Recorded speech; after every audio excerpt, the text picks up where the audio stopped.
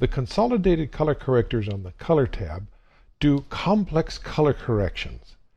In general, they're able to isolate the dark from the midtones from the bright parts of the picture and treat regions separately. Let's take a look at one of the most important nodes, and that's the Color Correct node. To do that, we'll load a script. On the pop-ups, go to your exercise files, Chapter 15, Shake Script 06. We have a ramp. Let's turn on our plot scan line, this guy right here. Let go. And we'll double-click on the Color Correct node to load him in the Parameters tab. The basic idea is it has a low, middle, and high color correction controls here, plus some other stuff. This node is so complex we can't even do this one node completely, but we'll hit on the highlights and give you the basic idea. You also have red, green, and blue controls here. So we're in the master, which is a global overall. So the add is going to do what the add node did. We can add it up or add down. We're just affecting the red channel. Gain, just like we saw with the multiply node, will scale the channel up or down. And of course gamma does what the gamma does. Okay, so let's right mouse click, pop up, reset all values to zero out the node, and take a look at this stuff down here. This adjusts the contrast. Now the center is set for 0.5.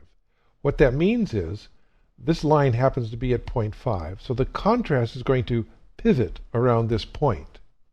So let's roll the contrast for the red channel up, and you can see it's pivoting around the point at 0.5. We'll put that back to normal. We'll change the center to 0.2 and try it again. There you go. You see the pivot point has moved down here to code values 0.2. We'll switch that back to 0.5 so that we can take a look at the soft clip. You see how up here it's clipping in the whites as well as down here in the blacks. But watch what happens to the shape of this line as I adjust the soft clip. As I increase the soft clip, it rounds the edges, so it's no longer clipping. It rolls them off very nicely at the top and the bottom. So use the soft clip to eliminate the clipping that you get by increasing contrast, or the gain, or even an add. Okay, let's reset this. Now let's take a look at zone control, the low, the middle, and the high parts of the picture. We'll go to the low control, to the add feature, and on the red channel we'll add some red. You'll notice that it did most of the adding here in the very darks, and it added less and less, but it did add some in the middle. So even though it says low, there's some influence all the way up the picture. We'll reset this. We'll go to the mids and do the same thing, add the red channel, and we get the same concept. The midtones get the most addition, but there is some influence all the way down in the darks and the high part of the picture. Reset that. And we'll go to the high and add red. And again, most of the influence is here in the high part of the picture, but the midtones got some and even a little tiny bit in the darks. We'll reset this. So the Color Correct node gives you not only a whole bunch of different operations you can do on your picture, but it also allows you to control the zone with which you apply this. Let's take a look at this using a real picture. Let's say we want to color correct this mountain picture. Well, first thing we've got to do is turn off our plot scan line on the viewer shelf. Come down here and let go there. Double click on its Color Correct node. We'll start by going to the high control area. Let's take the blue down and the red up. And that gives our mountain peak kind of a warm sunrise glow. Next we'll go to the mid controls and turn the overall gamma down.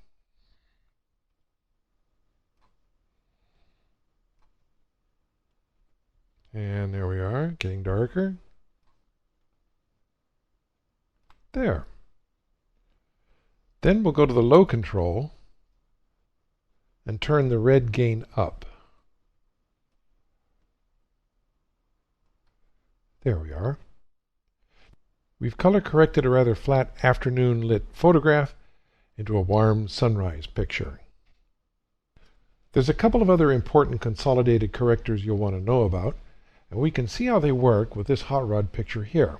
We'll double click on Mr. Hot Rod, make sure we have the color tab up, and click on Color Replace. Color Replace allows you to pick a color out of the picture and replace it with another color.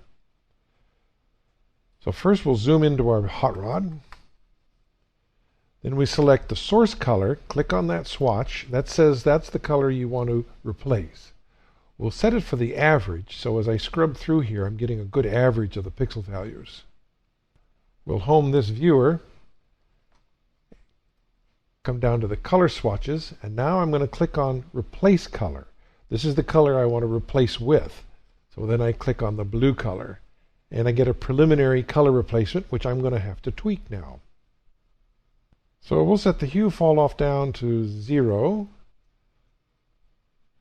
and the saturation range up to, about here. And we'll set the value range up to about there, maybe like this. And the value fall off will bring it down to there. Okay, there you go. So it's before and after.